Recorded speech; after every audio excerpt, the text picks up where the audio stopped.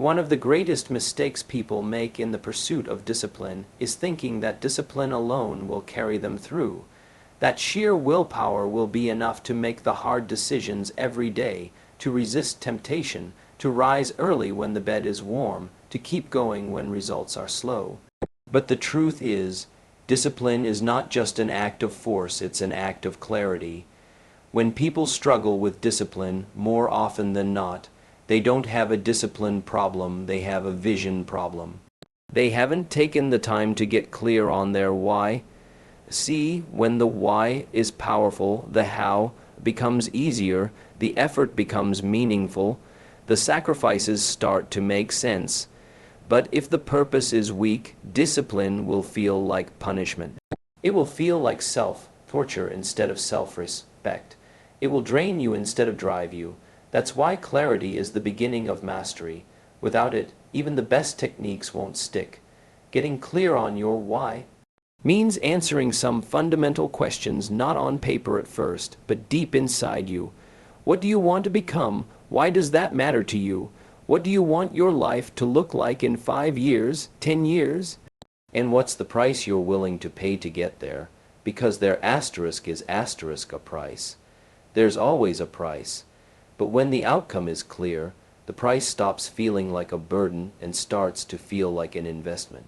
Most people wander through life hoping things will change, hoping to get lucky, hoping motivation will strike like lightning. But success doesn't come to those who wait, it comes to those who work, those who decide, those who commit. But before you can commit, you have to know what you're committing to. Vague goals create vague efforts. Clarity creates momentum. It gives every day structure, every decision a filter, every sacrifice a reason.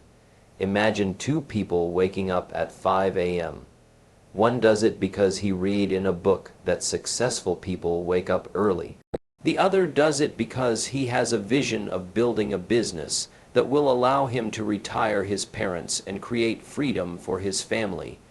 Which one do you think will last longer? Which one do you think will keep going when the results are slow, when progress is invisible, when motivation runs dry? The one with the clear, emotional why. The most powerful whys are emotional, not logical. Logic can guide, but emotion moves. It has to stir something in you. It has to mean something. If your goal is to get in shape, that's fine. But why do you want to get in shape?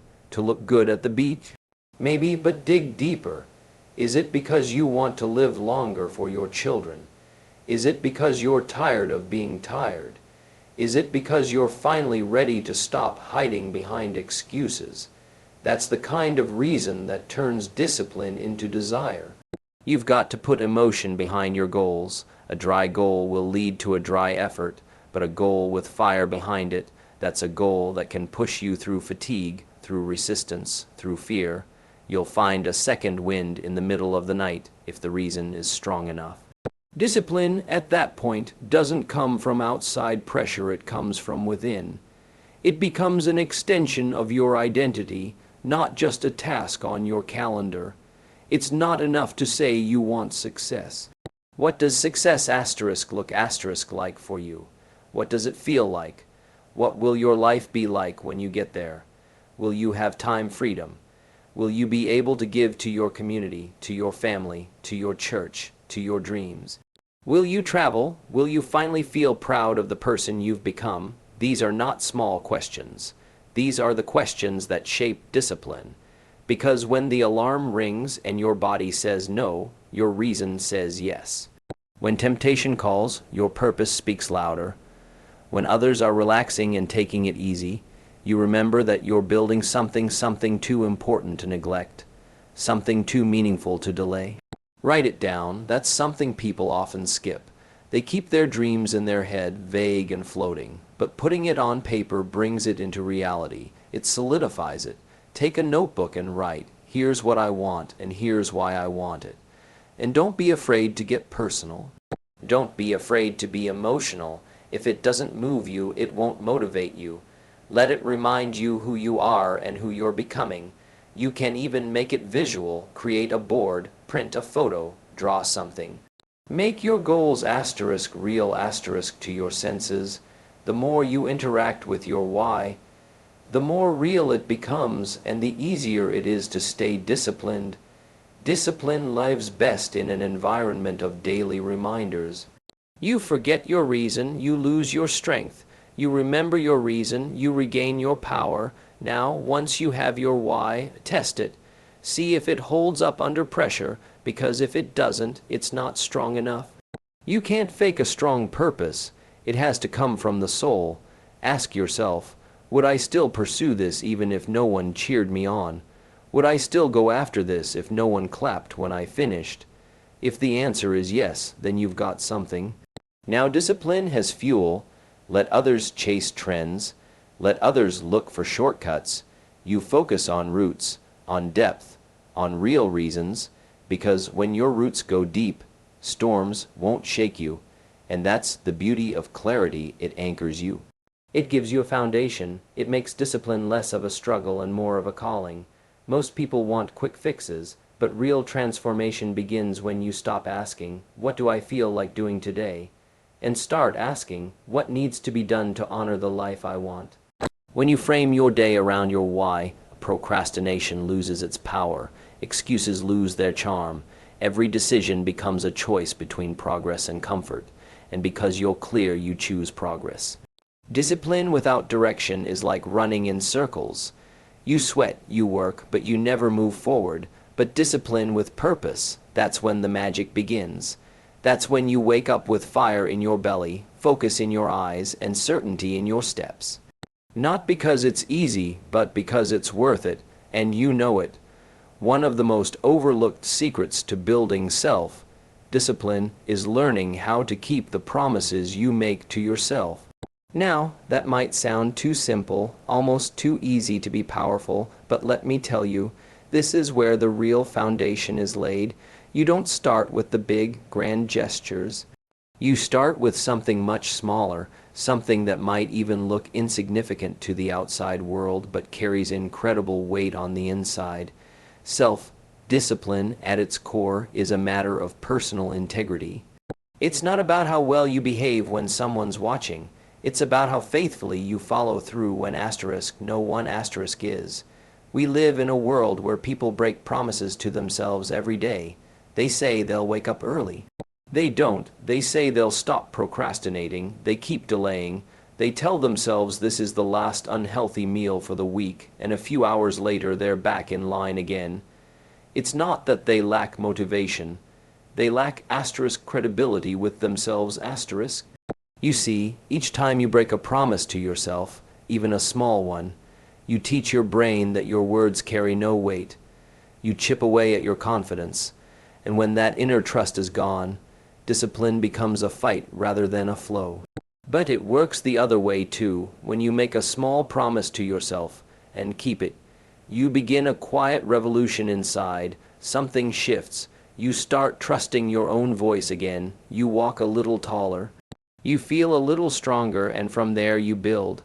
Self-discipline grows the way a muscle grows, from small, consistent resistance over time.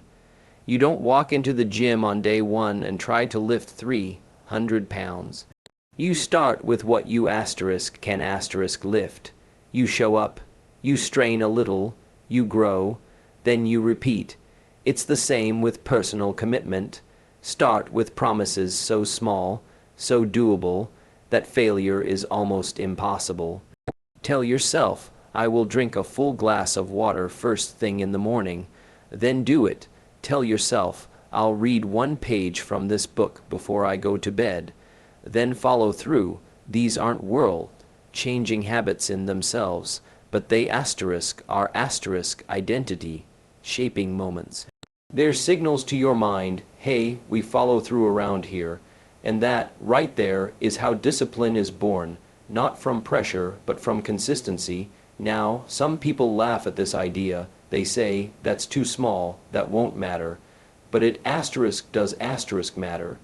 Because what you're really doing is rewriting your self-image. You're going from someone who tries To someone who asterisk does asterisk, from someone who wants, to someone who asterisk commits asterisk, it's not the task that holds the power, it's the follow through.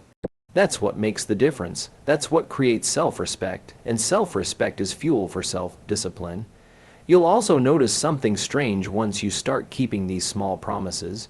You begin to asterisk want asterisk to keep them. Your mind starts craving that sense of alignment, that inner congruence.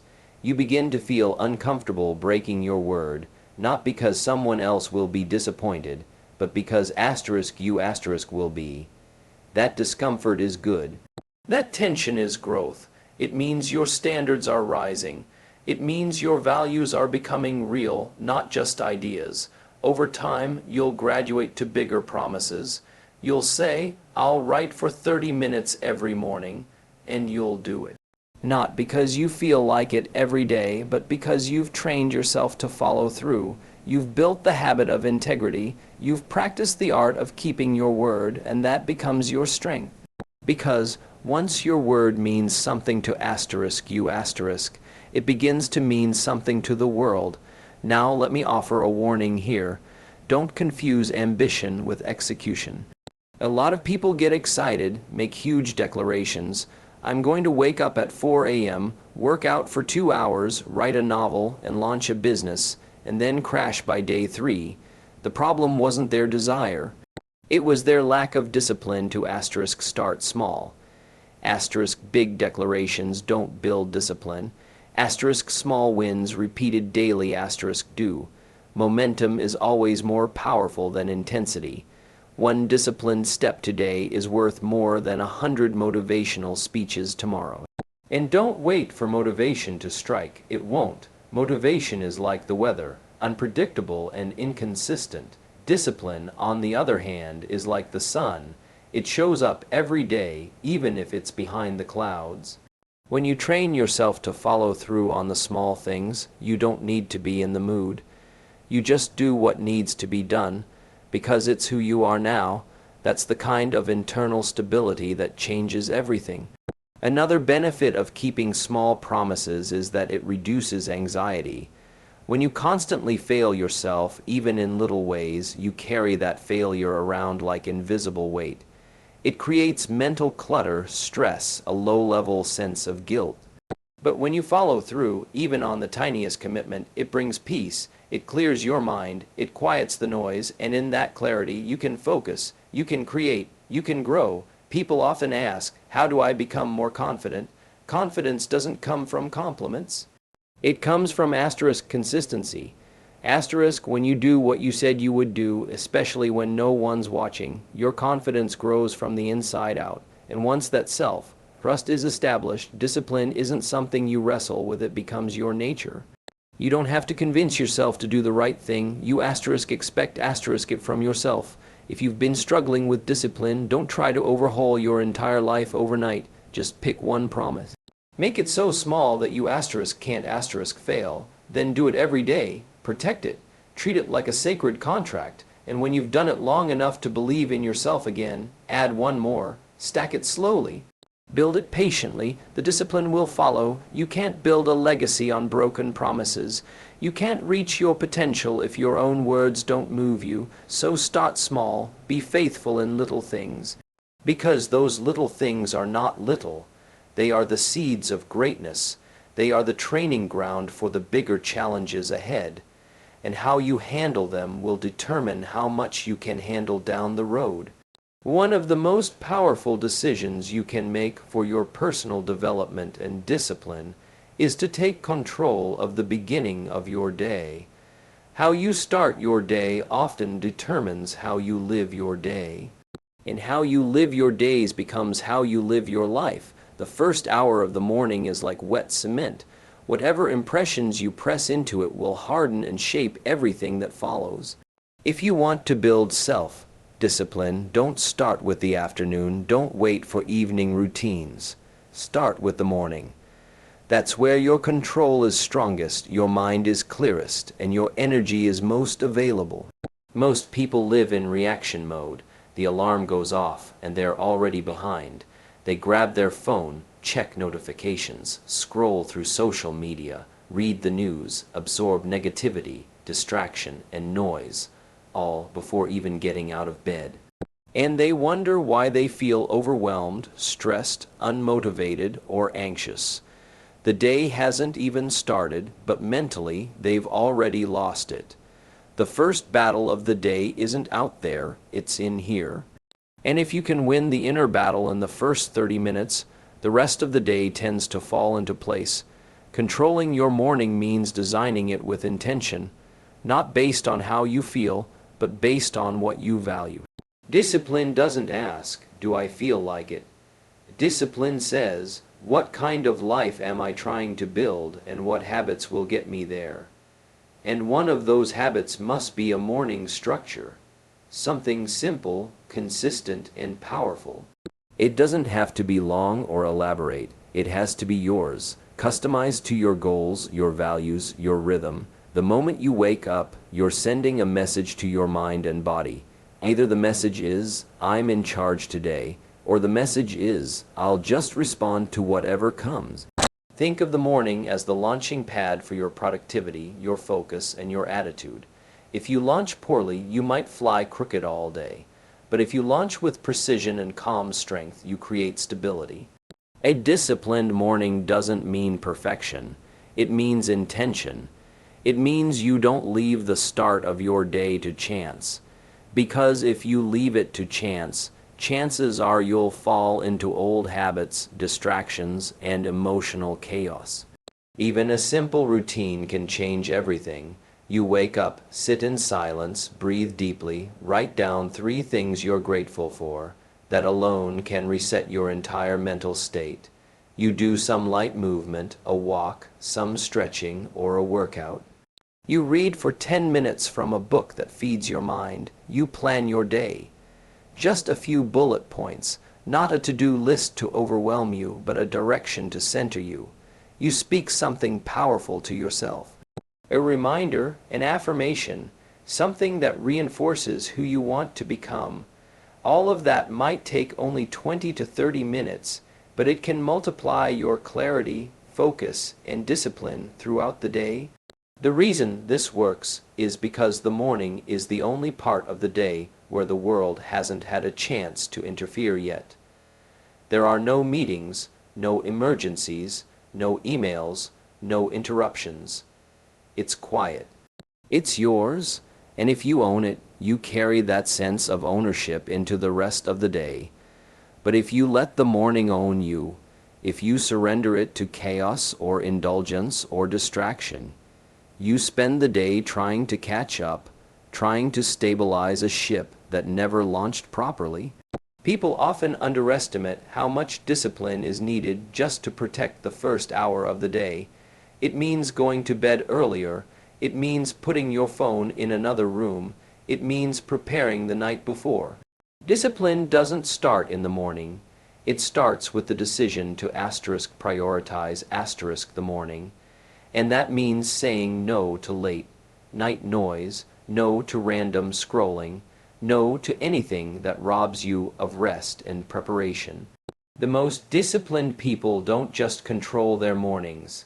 They protect them like a sacred time, because it is.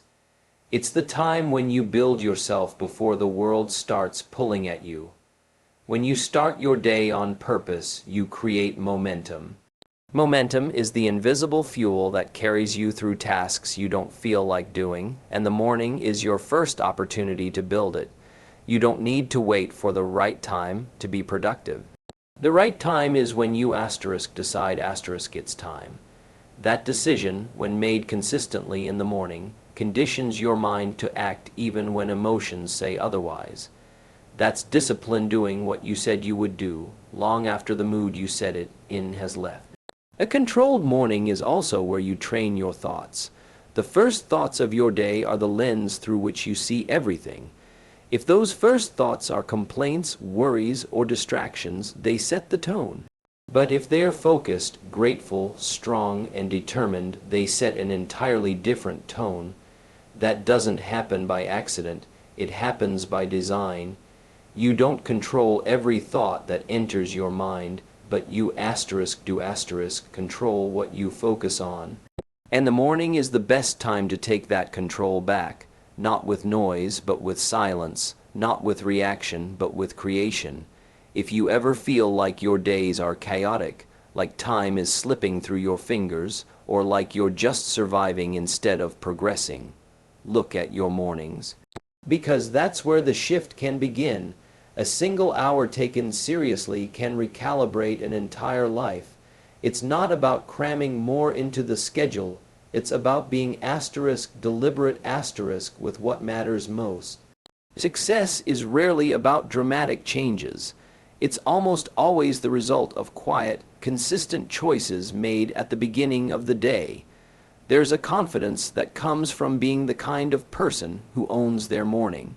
Not in a prideful way, but in a grounded, steady inner way. You walk differently, you speak with more clarity, you approach challenges with less fear because you know you've already done the hard thing this morning. You've already faced yourself. You've already made decisions based on who you want to become, not just how you feel. That carries weight, that builds strength, that attracts results. When people talk about discipline, they often focus on long-term goals, big sacrifices, or willpower. But real discipline is much more practical. It's the choice to get up when it's easier to stay in bed. It's the choice to sit in silence when the world is loud. It's the choice to start the day with something meaningful, even when no one sees it. These small, repeated decisions are what build the inner architecture of a disciplined life.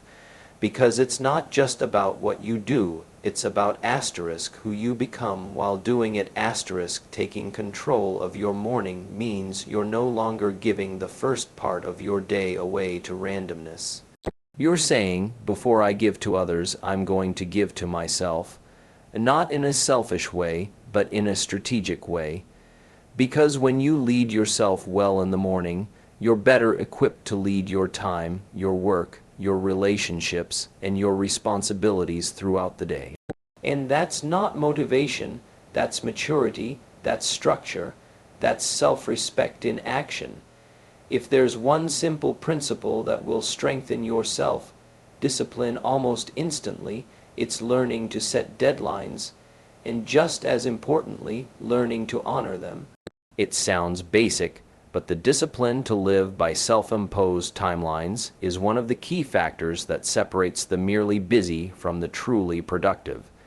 It's one thing to have dreams, goals, and ideas. It's another thing entirely to put a clock on them. A deadline turns a wish into a commitment. It transforms someday into a specific day, and that shift changes everything. People love to talk about goals. They make vision boards, write in journals, dream about a better future. But without a deadline, a goal is just a floating intention. It has no urgency, no weight, no accountability. It's like planting a seed but never putting it in the soil. Discipline thrives when time is limited. When you say to yourself, "This will be done by Friday," your brain switches into execution mode. There's something about a date on the calendar that forces you to get serious. It turns possibilities into priorities. Now, the key here is not just setting deadlines. It's honoring them. Anyone can write a deadline on paper. That doesn't take discipline. The discipline comes in keeping the promise. Even when it's inconvenient, even when you're tired, even when things aren't going as planned, the moment you start treating your self-imposed deadlines with the same respect as external ones, like a meeting with a boss or a client, you begin to rewire your mind for performance. You stop treating your goals like optional hobbies and start treating them like non-negotiable contracts. When you keep breaking deadlines with yourself, you train your subconscious to ignore your own voice. You start to believe that your own words aren't binding. That's dangerous territory because now you're living in a world where your intentions have no structure, no spine. But when you follow through, especially when no one is watching, you gain something powerful. You gain self-trust. You start to take yourself seriously, and that confidence carries over into every area of your life. One of the mistakes people make with deadlines is setting them too loosely. They give themselves too much space, too much room for delay. They say, I'll finish this sometime next month, or I'll work on this when I have time. But life doesn't reward the vague, it rewards the clear. You must give your goals a countdown, not an infinite timeline, but a ticking clock. It's the pressure of the timeline that brings focus. When time is scarce, your attention sharpens. You stop wasting hours on things that don't matter. You prioritize, you move. The beauty of a deadline is that it demands decisions. When you say, I've got 3 days to finish this, you immediately begin cutting out distractions. You filter your activities. You trim the excess. You stop thinking about whether you feel like doing it or not. You just do it. The emotional debate gets silenced by the ticking of the clock. That's where discipline thrives, not in the emotion of the moment, but in the structure of the schedule. And the truth is, the most disciplined people don't always love structure. They've just learned to respect it. They understand that deadlines create freedom. It's a paradox, but a powerful one. You'd think deadlines are restrictive, but they actually liberate your mind. When you know something must be done by a certain time, it removes the mental clutter of decision making. You don't waste time negotiating with yourself. You act, you produce, you execute, and that builds a rhythm of success. People often wait until pressure is applied from the outside. A manager sets a deadline. A crisis forces urgency. A consequence pushes action. But true discipline is when you apply the pressure yourself. You don't wait to be pushed. You push yourself. You create the urgency internally. You say, I'm going to act like this deadline was set by someone I deeply respect, and I'm going to meet it with the same intensity and focus. That's self-leadership. That's when you move from being managed to being in command. Now, it's important that your deadlines be realistic, but not too comfortable. There's a balance. If they're too far off, they lose urgency. If they're too tight, they become discouraging. The sweet spot is where they challenge you, they make you stretch, they make you uncomfortable in a good way. You should feel the tension of time, not the paralysis of pressure. You want to create momentum, not burnout. The purpose of a deadline is to get you moving with consistency, not to crush you under stress. One powerful thing you can do is break large goals into minute deadlines. If you're writing a book, don't just say, I'll finish the book by December. Say, I'll write 500 words a day, 5 days a week. Then put those deadlines on the calendar, track them, celebrate them. Each minute deadline becomes a step toward your larger vision. It's like building a wall, one brick at a time. That's how you make big things manageable. That's how you make discipline sustainable. Honoring deadlines also trains you to become a finisher. Not just a starter. Starters are everywhere. Finishers are rare. The world doesn't pay you for what you almost did. It rewards what you completed. The report that got submitted. The product that launched. The project that met the timeline. There's power in being known as someone who finishes on time. Not because you rush, but because you're reliable. That reputation starts with the promises you keep to yourself. If you miss every personal deadline you set, how can others believe in your delivery? But when you consistently meet your own deadlines, you carry a sense of order and clarity into every interaction. And let's not forget, discipline isn't always exciting. Sometimes it's boring, sometimes it's repetitive. But when you set a deadline, you give yourself a reason to push through that boredom. You know the end is in sight. You know the work you're doing today is tied to something specific. That sense of purpose drives action. You're not just working. You're working towards something, and you know exactly when it's due. There will be moments when you don't feel like keeping your deadlines. Moments when excuses will whisper in your ear, you can always do it tomorrow. They'll say, one more day won't hurt. That's where discipline draws the line. That's where character is built. When you do what you said you would do, not because it's fun, not because you feel like it, but because it's what you committed to. That's the kind of discipline that creates respect. First self-respect, then the respect of others. A deadline is more than a date. It's a declaration. It's a moment where you tell time, you don't control me. I control you. It's an act of ownership. It says, I'm not waiting to feel inspired. I'm not hoping for perfect conditions. I've set a course and I will meet it. And every time you do, every time you honor that agreement with yourself, you grow a little stronger. Not just in skill, but in spirit. Not just in results, but in resolve. That's where the real reward is. Not just in what you achieve, but in who you become on the way there. One of the hardest truths to accept, yet one of the most liberating, is that progress comes with pain. Not the kind of pain that breaks you, but the kind that builds you. Not suffering for the sake of suffering, but discomfort for the sake of development. The road to self-discipline is paved with small sacrifices, delayed gratification, and a willingness to endure temporary discomfort for permanent improvement. It's not always easy, and it's rarely comfortable, but it's always worth it.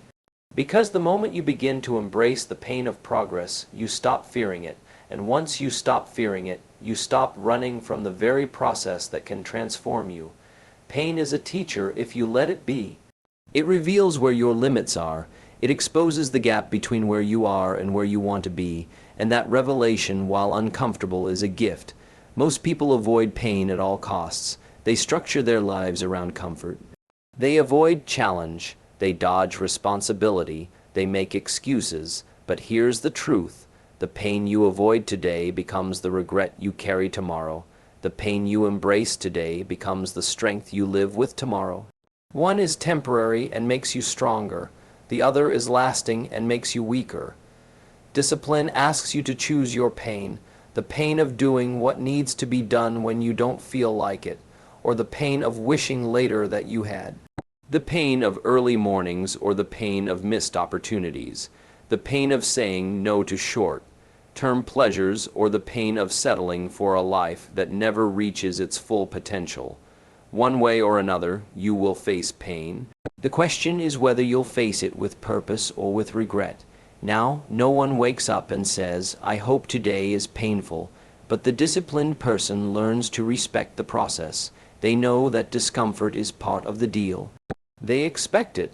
They prepare for it.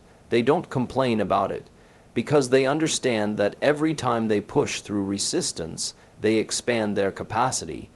It might be the pain of saying no when everyone around you is saying yes. The pain of staying in and working while others are out relaxing.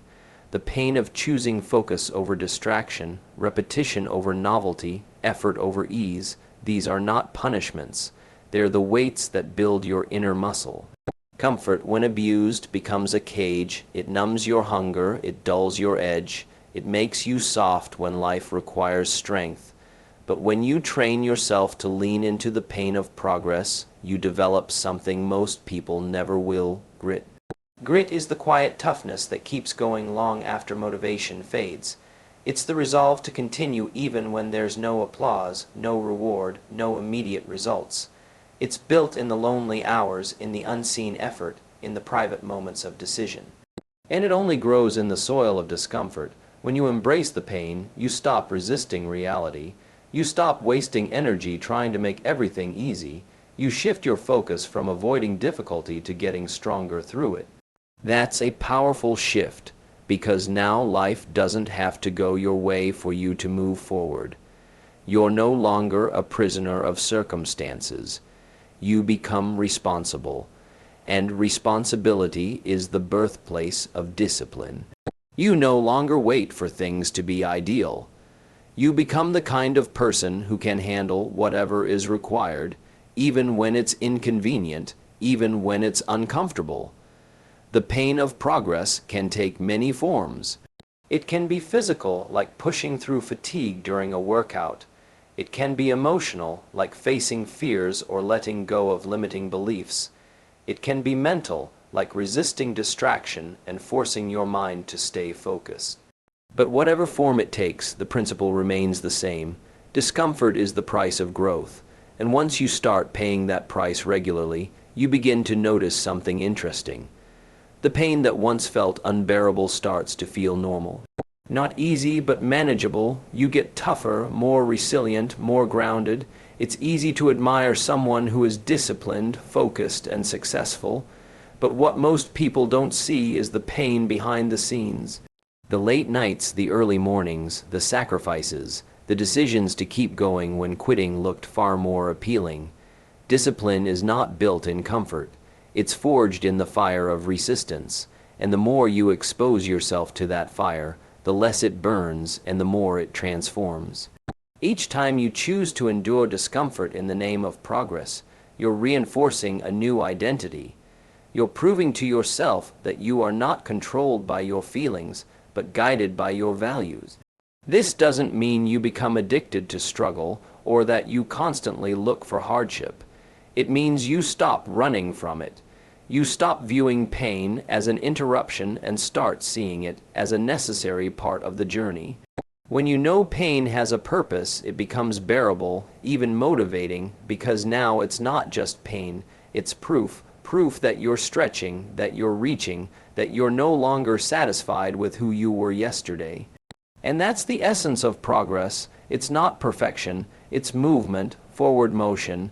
Even if it's slow, even if it's messy, even if it's painful, especially if it's painful, because pain means you're leaving the comfort zone. And there is no growth in the comfort zone, only maintenance, only stagnation, only repetition of the same thoughts, same habits, same results. Progress begins the moment comfort ends, and discipline is the bridge between the two. You'll find that the more often you embrace discomfort, the less control it has over you. It stops being something to fear and starts being something to face. You begin to welcome challenges because you know what they'll bring. Not just external success, but internal strength. Not just achievement, but alignment with your highest self. Pain becomes a compass. If it's hard, if it's challenging, if it stretches you, that's often the direction you need to go. There's a kind of satisfaction that comes only from doing the hard thing, a quiet pride, not arrogance, but inner alignment, a sense of knowing you gave your best even when no one asked you to, even when it wasn't convenient, even when it hurt. That satisfaction builds confidence, and confidence builds more discipline. It's a cycle, but you have to earn your way into it, not with talent, not with luck, with effort, with endurance, with a willingness to feel the pain and keep going anyway. Progress is not reserved for the most gifted. It's earned by the most committed, the ones who show up day after day, the ones who keep their word, the ones who don't make decisions based on what's comfortable, but based on what's necessary, and that necessity often involves pain, not destructive pain, but productive pain, the kind that breaks you open, not down. The kind that humbles you, sharpens you, teaches you, the kind that reveals what you're really made of. If you want to master self-discipline, you cannot rely on willpower alone. Willpower is like a battery, useful but limited. It runs out. It fades under pressure. That's why the most successful and self-disciplined people don't rely solely on themselves. They build a structure around them, a system of accountability. They surround themselves with people, principles, and environments that keep them honest, focused, and responsible, because they understand that the right kind of pressure from the outside strengthens the resolve on the inside. Accountability is not a crutch, it's a lever. It lifts you higher than you can climb alone. There is something powerful about knowing someone is watching, not in a judgmental or critical way, but in a supportive, intentional way.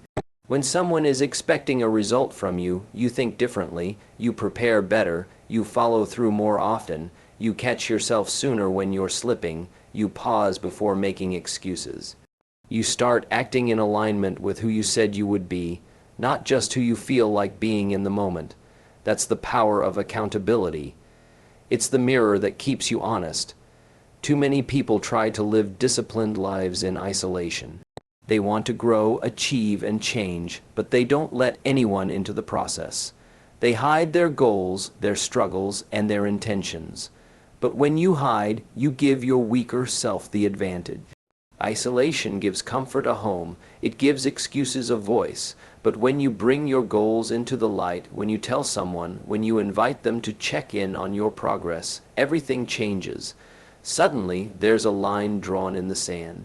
There's clarity, there's expectation, and expectations, when tied to the right relationships, elevate performance. Think of the difference between exercising alone and showing up to meet a partner at the gym. When it's just you, it's easy to skip, easy to delay, easy to rationalize, but when someone else is counting on you, quitting becomes harder. That's the power of shared commitment. It's not that you're weaker on your own, it's that you're stronger together. Accountability is a multiplier of discipline. It takes your internal desire and reinforces it with external structure. Sometimes accountability looks like a mentor, someone who's been down the path before you and knows what it takes. Someone who isn't impressed by your potential, but holds you to your word. Someone who won't let you lie to yourself without calling it out. Other times, accountability is a peer. A friend, a colleague, a fellow traveler who is striving too. You share your goals, your timelines, your metrics, and you check in regularly. You challenge each other, you encourage each other, you compete, not in ego, but in commitment. You become iron sharpening iron.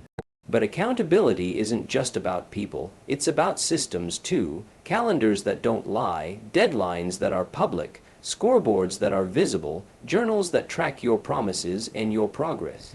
These tools may seem simple, but they are essential. Because discipline doesn't live in vague intentions.